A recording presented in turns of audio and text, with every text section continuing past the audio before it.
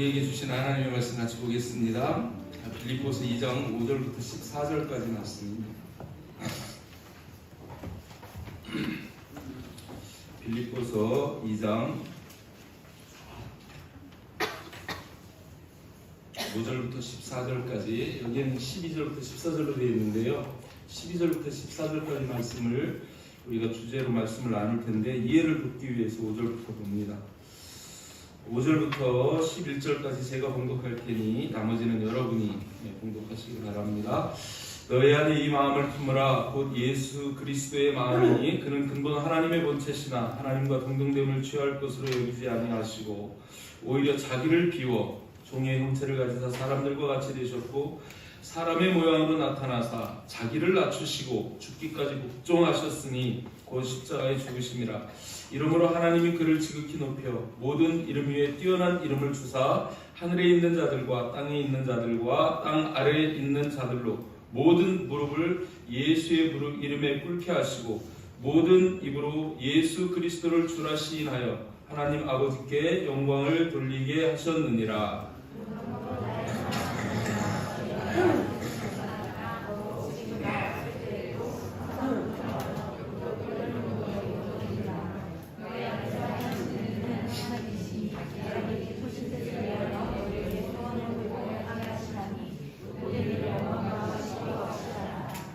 아멘. 빌립보서는 사도 바울이 2차 전도 여행 때 세운 교회입니다. 그리고 이 빌립보서를 쓰고 있는 곳은 지금 로마 감옥입니다. 그곳에서 이 편지를 쓰는데, 이 바울의 이 빌립보서를 가리켜서 신학자들은 기쁨과 감사의 서신이다 이렇게 표현을 합니다. 이 바울이 감옥에 있지만 정말 기쁨으로 감사로 써서 보낸 편지가 빌립보서라는 거예요. 그 이유가 무엇이냐면 1장 5절 말씀에 볼 때 거기 이렇게 기록이 되어 있습니다. 너희가 첫날부터 이제까지 복음을 위한 일에 참여하고 있기 때문이다. 그래서 내가 기쁘고 감사하다 이렇게 말씀합니다. 우리 교회도 역시 마찬가지죠. 우리 교회도 다음 세대 비전, 우리 예담학교나 선교나 대안학교 마찬가지로, 그리고 기록되어 있는 것처럼 12만 5천 비전을 향해서 나아가는데, 우리 10만 성도들, 그리고 2만 셀, 그 중에 5천 제자 비전이 12만 5천 비전입니다. 지금 의당면에 다음 세대를 위한 비전 센터를 우리가 시작했습니다. 이 모든 일들이 복음을 위한 일에 참여하는 것이고, 그래서 저도 기쁘고 감사하고 하나님도 기뻐하실 줄 믿습니다. 오늘 말씀의 제목과 같이 정말 우리가 하나님의 소원을 행하는 교회가 되기를 원합니다. 자, 제목 한번 선포합니다. 한 번만 선포합니다. 시작! 하나님의 소원을 행하는 교회가 됩시다. 아멘. 자, 오늘 말씀을 통해서 우리가 주목해 봐야 할 것은, 첫 번째로 하나님은 우리에게 소원을 두고 행하게 하시는 분이시다라는 겁니다. 13절 말씀을 볼 때에 너희 안에서 행하시는 이는 하나님이시니 라고 말씀합니다. 너희 안에서, 하나님이 어디에 계셔요? 우리 안에 함께 하십니다. 우리 안에 함께 하시는 그 하나님이 행하시는 하나님이시라는 거예요. 하나님은 일하시는 하나님이십니다. 우리 안에 가만히 계신 분도 아니시고, 하늘 보좌에 그냥 앉아서 내가 창조하고 내가 다 시스템 만들어놨으니 너희들 알아서 해라 이러시는 하나님이 아니고, 하나님이 먼저 일하시는 하나님이십니다. 하나님은 우리 가운데서 언제나 일하고 계십니다. 요한복음 5장 17절에서도 예수님 그렇게 말씀하시죠. 예수께서 그들에게 이르시되 내 아버지께서 이제까지 일하시니 나도 일한다, 이렇게 말씀하시는 것을 볼 수 있습니다. 하나님도 예수님도 성령님도 지금 일하고 계시는 하나님이심을 믿으시기 바랍니다. 근데 어떤 일을 하시냐는 거예요. 무슨 일을 하시냐는 거예요. 중요한 일인데, 바로 13절에 이어지는 말씀이 자기의 기쁘신 뜻을 위하여 일하신다고 말씀합니다. 자기의 기쁘신 뜻, 그리고 하나님의 뜻, 하나님의 비전, 그것을 위해서 일하신다는 거예요. 하나님의 뜻이 뭘까요? 비전이 뭘까요? 늘 말씀드리지만 이 땅을 향하신 하나님의 뜻, 하나님의 소원, 하나님의 비전은 구원입니다. 구원입니다. 아멘. 디모데전서 2장 4절에서 하나님은 모든 사람이 구원을 받으며 진리를 아는 데 이르기를 원하시느니라. 요한복음 3장 17절에서도 하나님이 그 아들을 세상에 보내신 것은 독생자 예수 그리스도를 이 땅에 보내셔서 십자가에 못 박혀 죽게까지 하시면서 그 아들을 보내신 이유가 뭐냐면 심판하려고 하는 것이 아니라 그로 말미암아 세상이 구원을 받게 하려 하신다. 그렇게 말씀하시는 거예요. 이 구원을 위해서 고린도서 1장 2절에서 21절에서 그런 말씀하시죠. 하나님의 지혜에 있어서는 사람들이 하나님을 알지 못하기 때문에 전도에 미련한 것으로 구원하시기를, 믿는 자들을 구원하시기를 기뻐하셨도다. 이 하나님이 기뻐하시는 뜻은 뭐냐면 구원이라는 거예요. 그런데 이 구원을 위해서 어떻게 일하십니까? 하나님은 믿는 자를 통해서 일하시는 분이십니다. 아멘. 그래서 믿는 자들에게 소원을 두고 행하게 하신다고 그렇게 말씀하시는 거예요. 믿는 자들은, 저와 여러분들은 하나님이 우리에게 하나님의 그 기쁘신 뜻을 이루기 위해 소원을 두고 행하는 하나님의 대사들인 줄을 믿으시길 바랍니다. 아멘. 그것을 먼저 구할 때 하나님은 우리 일상의 모든 것을 더하신다고 말씀하시는 거예요. 하나님은 지금도 우리에게 소원을 두고 행하시는 하나님이심을 깨닫고 믿으시기를 바랍니다. 나 개인에게, 우리 예찬이에게 감동하셔서 그런 비전을 주셨던 것처럼 또 예찬이의 가정에도 하나님이 향하신 비전이 있습니다. 소원이 있습니다. 우리 하나가 되는 교회에도 하나님이 소원을 두고 지금 행하고 계십니다. 그 소원이 구체적으로 다음 세대를 향한 비전이라는 거예요. 그것은 박수정 목사의 야망이 아닙니다. 저는 그런 거 없습니다.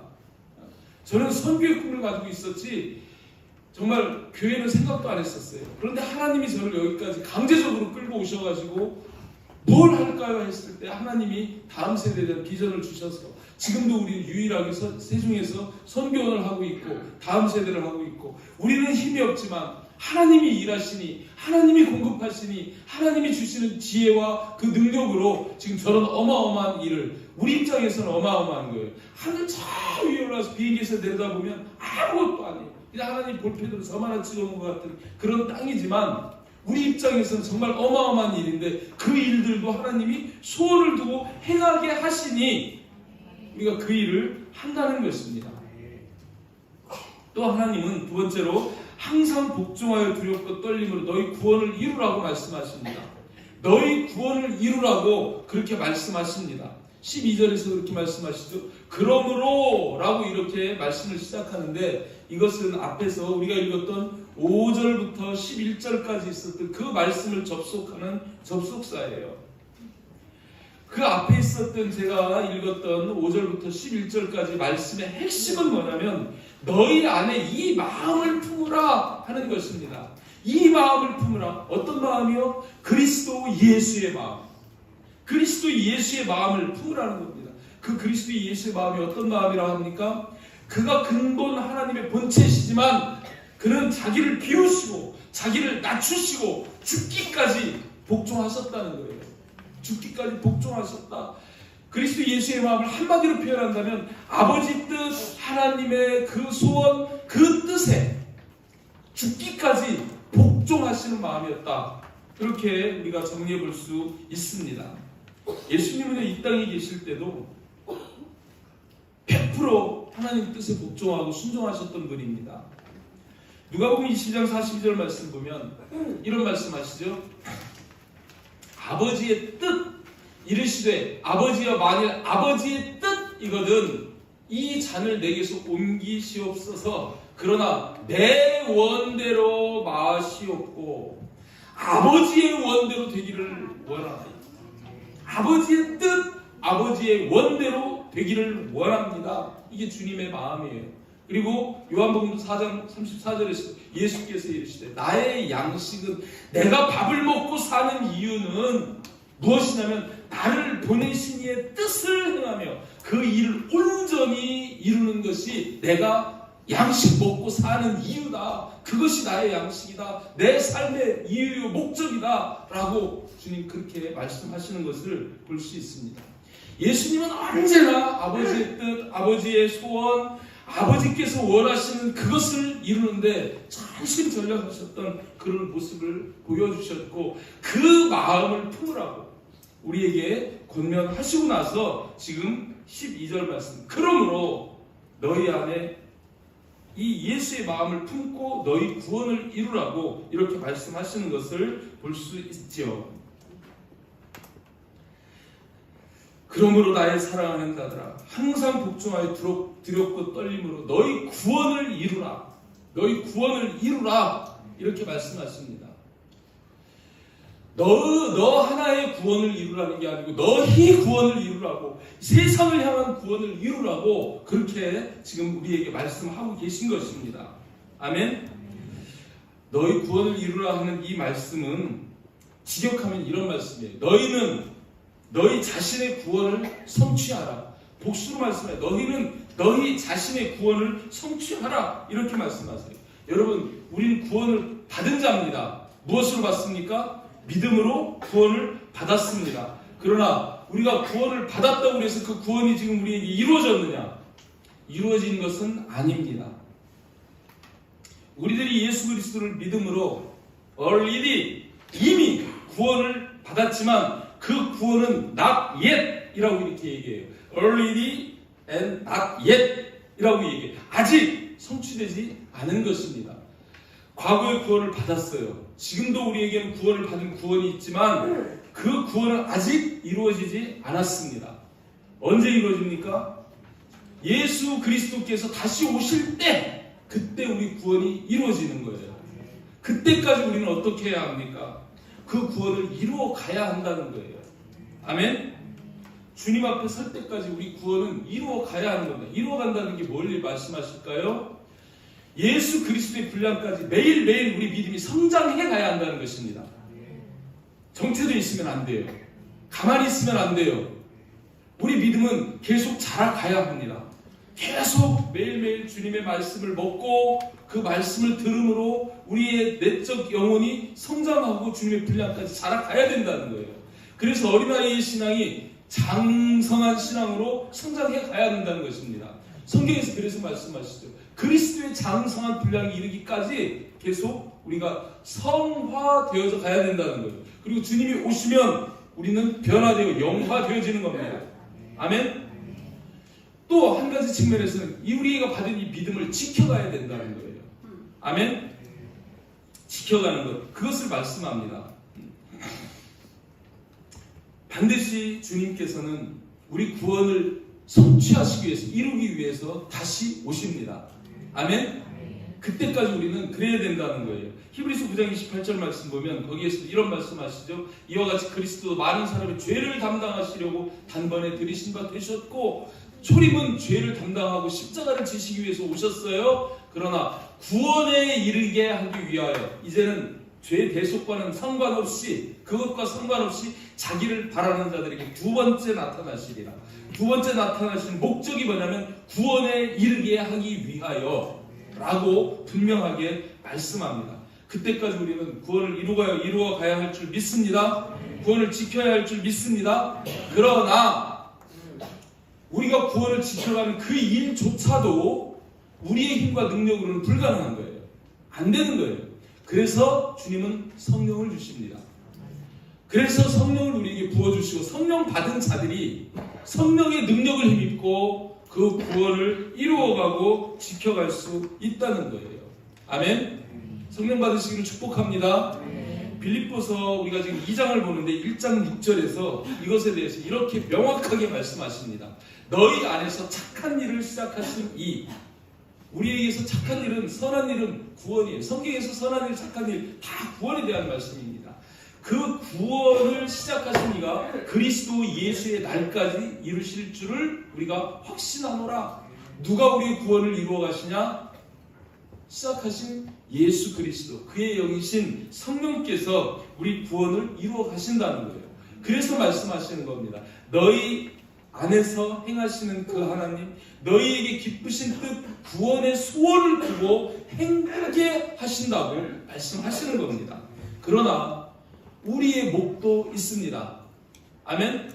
하나님이 우리를 구원하신 그 구원의 가치가 너무 커서 구원은 절대적인 하나님의 은혜요, 하나님의 선물이지만 그렇다고 해서 우리가 감나무 밑에 입 벌리고 누워있는 것처럼 아무것도 안 하고 있어도 되느냐? 그건 아니라는 거예요. 우리가 해야 할 일들이 있습니다. 그것에 대해서 12절에서 말씀하시죠. 세 번째로 우리가 봐야 하는 게 그것입니다. 우리들이 구원을 이루어가는 방법이 뭘까? 그것에 대해서 12절 하반절에 이렇게 말씀합니다. 항상 복종하여 두렵고 떨림으로 너희 구원을 이루라. 구원을 위한 하나님의 소원, 하나가 되는 교회를 통해서 역시 소원을 두고 저런 다음 세대에 대한 비전들을 이루어 가시는데, 그래서 저 비전을 통해서 사무엘 같은 글로벌 리더들을 우리가 양육하고 그들로 인하여 이 마지막 때 정말 세상을 변화시키는 그런 역사를 이루시기를 원하셔서 우리 교회에 우리 소원을 두고 그 일들을 이루어가게 하시는데, 그 비전들을 이루는 첫 번째 조건이 뭐냐면 항상 복종하여. 아멘. 예수님이 자기를 비우고 자기를 낮추시고 십자가를 지시기까지 복종하셨던 것처럼 우리도 항상 복종해야 된다는 거예요. 하나님의 뜻에, 하나님의 비전에 복종해야 된다는 거예요. 아멘. 우리 하나가 되는 교회, 이 자리에 예배하는 저와 여러분 모두는 그 하나님의 소원, 하나님의 비전에 순종할 줄 아는 그런 그리스도인들이 되기를 주님의 이름으로 축복합니다. 두 번째는 두렵고 떨림으로 구원을 이루어가라고 말씀합니다. 두렵고 떨림으로. 첫 번째 두려움은 세상에 대한 두려움이 아니라 하나님을 경외하는 두려움입니다. 하나님을 경외함으로 하나님의 말씀을 중히 여기고, 그죠? 그 하나님이 우리에게 위임한 것을, 우리에게 소원을 두고 행하신 그 소원을 귀히 여기고 하나님을 경외함으로 그 일들을 이루어가라고 말씀하시는 겁니다. 아멘.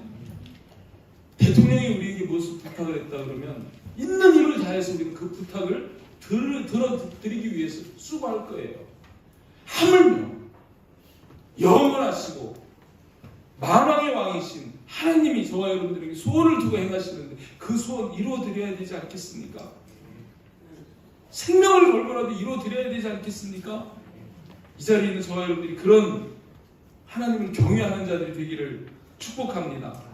또 떨림으로 그렇게 하라는 거예요. 이 떨림은요, 사탄에 대해서 경계하는 거예요. 저와 여러분들이 가는 길은 그저 평탄하고 넓은 그런 대로가 아닙니다. 우리가 믿음을 지켜간다는 것은요, 세상 유혹, 이 어둠의 세력, 방해, 핍박, 환난 모든 것을 다 견디고 이루어가야 하는 거예요.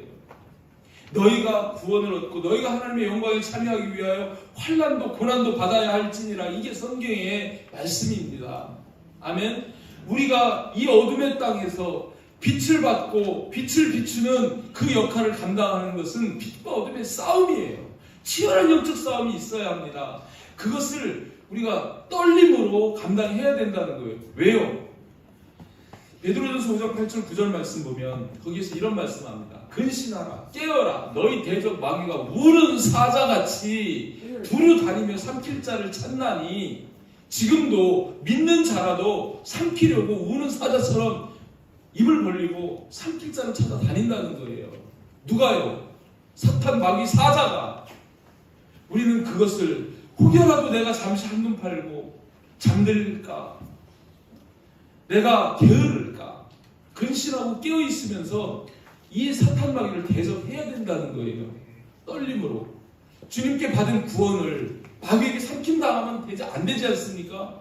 그죠? 지켜야 하지 않습니까? 이거를 빼앗으려고, 그죠? 큰 날카로운 두 발, 막 입을 벌리고 달겨드는데, 그죠? 우리가 방심하거나 한눈 팔고 있다, 잠들고 있다면 어느 순간인가 잃어버릴 수도 있어요. 그것을 경계하라는 거예요. 아멘. 하나님을 경외하고 사탄을 경계하는 그런 믿음을 말씀하는 겁니다. 이건 우리 몫입니다. 아멘. 구원의 땅을 향한 믿음의 광야, 우리가 지나가고 있는데 이 땅에는 여전히 선악을 알게 하는 나무도 있고 생명나무도 있습니다. 이 땅에는 여전히 사탄 마귀의 미혹도 있고 그리고 그리스도의 복음의 역사도 함께 있습니다. 아멘. 우리는 두렵고 떨림으로 우리의 구원을 이루어가야 할 줄 믿습니다. 또 한 가지 마지막으로 말씀하시는 것은 뭐냐면 우리가 읽은 14절 말씀이에요. 14절 말씀에서 모든 일을 원망과 시비가 없이 하라고 말씀합니다.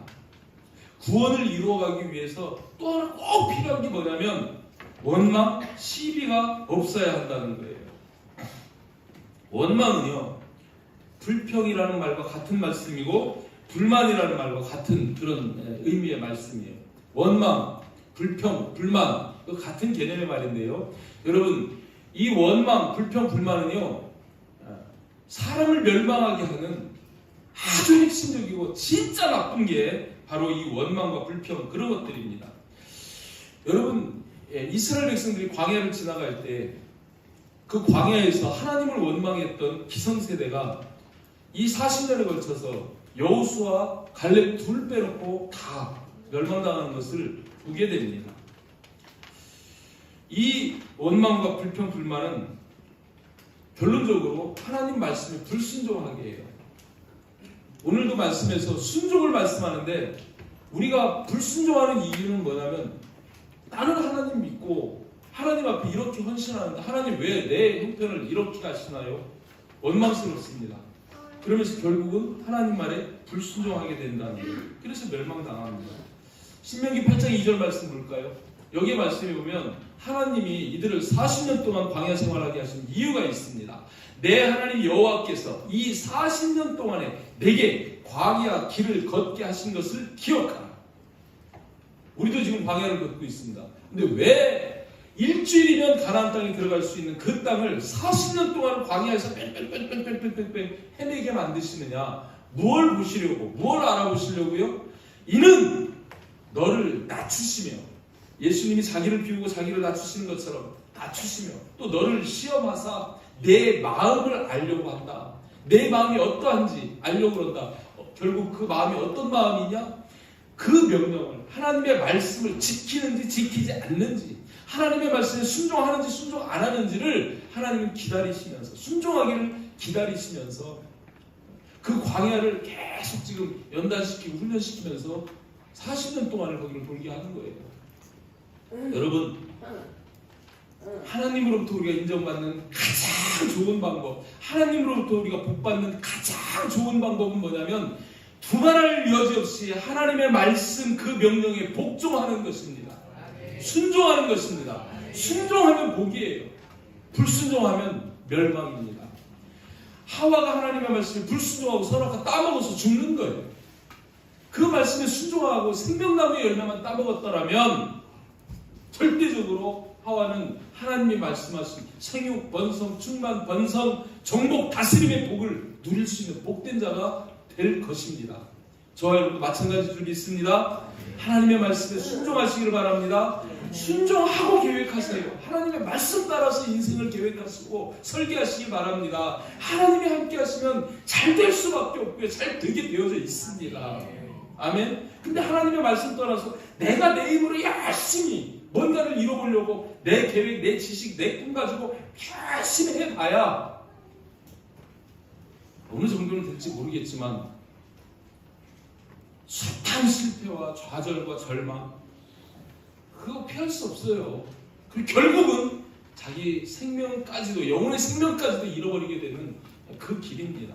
순종하시기를 축복합니다. 또 하나 시비가 없이 하라는 거예요. 이 시비는요 논쟁을 이야기하는 거예요. 논쟁 그리고 또 의심이라는 의미가 있습니다. 이 시비는요 사이를 가르는 거예요. 사탄이 최고 좋아하는 게 뭐냐면 하나님과 우리 사이를 가르고 목사와 성도를 가르고 성도와 성도 사이를 가르고 부모와 자녀 사이를 갈라놓고 부부 사이를 갈라놓고 이 사탄이 하는 일은 자꾸 갈라놓는 거예요. 그게 뭘 통해서 하냐면 시비라는 것, 의심이라는 것, 논쟁이라는 것 이걸 통해서 갈라놓는 거예요. 여러분 하나님이 우리 하나가 되는 교회에 다음 세대에 대한 이 비전을 소원을 두고 행하시는 그것이 확실하다면 이것에 대해서 논쟁하면 안 됩니다. 이유 달면 안 됩니다. 아멘? 시비 걸면 안 되는 거예요. 아멘? 이것이 되니 안 되니 결국 그렇게 한 사람을 다 떠나갔습니다. 다 떠나갔습니다. 이것이 어떻게 되느냐? 이거 저도 안 된다고 생각해요. 인간적인 생각으로. 그런데 하나님의 소원인데 하나님이 소원하시니까 하나님이 그 소원을 행하시고 행하게 하시니까 우리는 순종만 하면 되는 거 아니에요? 그럼 하나님이 하시는 거 아니에요? 솔직히 우리가 낸 돈으로 이루어지고 있습니까? 여러분 땅은 거기 그대로 있어요. 누가 하십니까? 하나님이 하게 하시고 하나님이 지혜 주시고 하나님이 역사하시고 하나님이 만드셔서 부가가치를 8배 이상 높여가지고 그걸 가지고 하나님이 일하시잖아요. 하나님이 행하시잖아요. 다만 우리를 통해서 그 일을 행하게 하시는 겁니다. 순종하면 돼요. 하나님의 비전, 하나님의 소원에 우리가 시비하고 그것에 원망하고 이거 안 되는 겁니다. 그렇게 하면 안 됩니다. 그래서 오늘 빌립보서 말씀에도 지금 이렇게 말씀해요. 빌립보서 1장 27절에 앞에 미리 이런 말, 오직 너희는 그리스도의 복음에 합당하게 생활하라. 복음에 합당한 생활이 뭐냐? 이는 내가 너희에게 가보나 떠나 있으라. 너희 한 마음으로 서서 한 뜻으로 복음의 신앙을 위하여 협력하는 것, 한 마음 한 뜻으로 협력하면 끝나는 거예요. 아멘? 한 마음 되면 끝납니다. 한 뜻이면 됩니다. 우리가 할 수 있는 만큼 협력하면 끝납니다. 또 주님이 하시는 거예요. 또 빌립보서 2장 2절에서도 말씀합니다. 마음을 같이 하고 같은 사랑을 가지고 영혼 사랑하는 그 같은 사랑을 가지고 하나님의 사랑을 가지고 뜻을 합하여 마음을 한 마음을 품어 전부 다 하나 되는 걸 얘기하는 거예요. 우리 하나가 되는 교회가 정말 이름 신기하게 잘 진 거예요. 대한민국에 유일하게 하나가 되는 교회 하나밖에 없습니다. 하나 되는 교회는 많아요. 새벽 2시에 깨워가지고 하나님이 세종가라고 다 뭐예요? 교회하러 그걸 이름을 주셔야죠.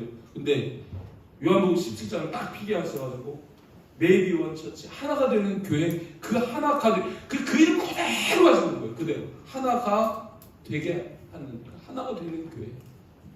정말 우리는 하나 되어야 할 줄 믿습니다. 2024년 간절히 제가 여러분들에게 소원합니다.